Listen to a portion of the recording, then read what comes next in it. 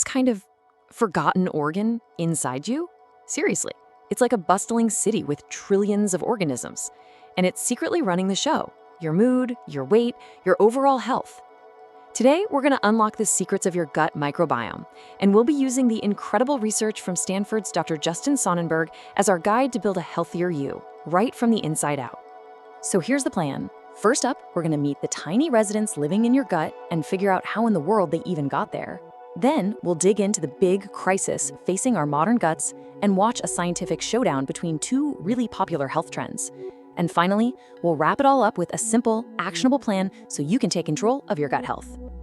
All right, let's dive right in. What exactly is this inner ecosystem we're talking about? Yeah, we're not just talking about a few stray bacteria here. Think of your gut as this dense, living carpet of microbes. It's a whole world of bacteria, fungi, even viruses, and they're all living and working together inside you right now. And the scale of this thing, it is just mind-blowing. We're talking trillions of microbial cells. So many, in fact, that they make up anywhere from 30 to 50% of your stool. So the big takeaway here is, you're not just one single organism. You're a walking, talking ecosystem. And this quote from Dr. Sonnenberg, man, it really flips the script. It makes you wonder, right? Are we in charge, or are we basically just the high-tech vehicle for our tiny microbial passengers? It's a wild idea that shows just how deeply connected we are to this world inside us. Okay, so if we've got trillions of these little guys, where did they all come from? I mean, we start out as a blank slate, so how does this whole complex world get built? Well, it all kicks off the moment we're born. Think of a newborn's gut like a brand new, completely uninhabited island. At birth, there's this massive land rush as microbes race to stake their claim. Who gets there first? Well, that's determined by how you were born. And then over the next few years, everything, your diet, whether you had pets, any antibiotics you took, all of it dramatically shapes that growing community. By the time you're 3, your own personal ecosystem starts to look a lot more stable, and that really sets the foundation for the rest of your life. Okay, so that's how it's supposed to work. But, and this is a big but, here's where we run into a problem. Our ancient gut biology is having a head-on collision with our modern lifestyle, and honestly, our health is paying the price. Just look at this chart. I mean, it says everything. Our microbes, they live on fiber. That's their food. Hunter-gatherer groups like the Hadza, they eat up to 150 grams of it every single day. The average American? We're getting a measly 15 grams. We are literally starving our gut's best friends. And here's the really scary part. Even if you feel totally healthy, you might have what experts call a perturbed gut. You can just think of that as a struggling, totally out of balance ecosystem. And this chaos inside us is now being linked to a whole bunch of chronic diseases. And get this, the damage might actually be permanent. In this really important study, scientists put mice on a low-fiber diet. And with each new generation that was born, more and more of their microbial species just vanished. When the scientists finally tried to add fiber back into their diet, it was too late. The microbes were gone for good.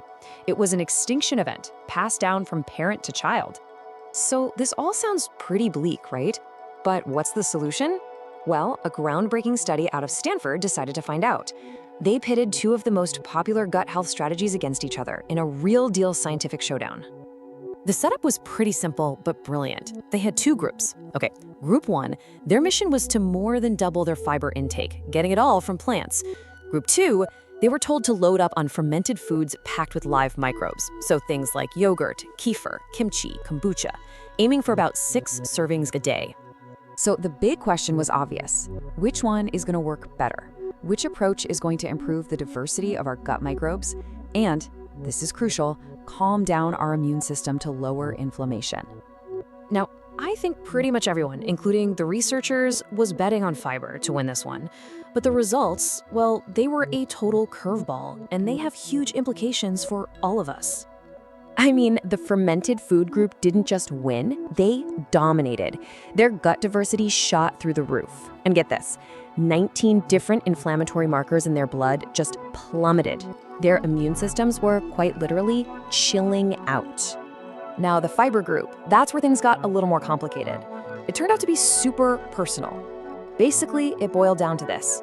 If you already had a pretty healthy, diverse gut to start with, adding more fiber was great for you. But if your gut was already struggling and didn't have a lot of diversity, you just didn't have the right microbial team to process all that new fiber. So the benefits just weren't there. Okay, so that's a lot of science. What does this all mean for you and me? Let's put it all together and boil it down into a super simple, actionable plan to start nurturing your own good gut.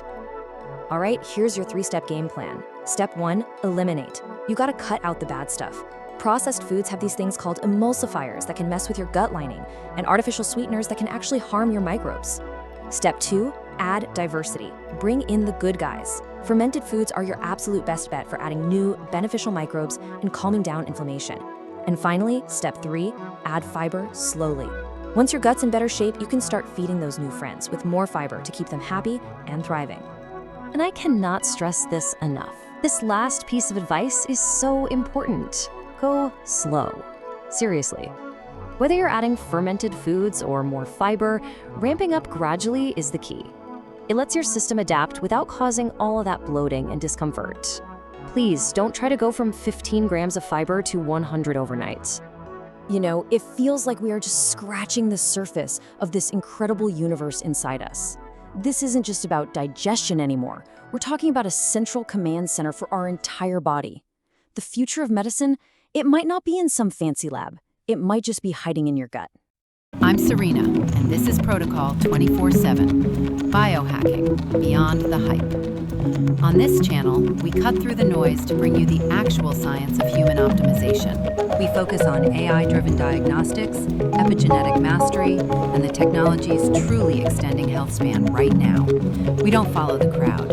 We master our biology with the precision of an engineer. Subscribe now, and let's build the future of your health together. Welcome to the next level.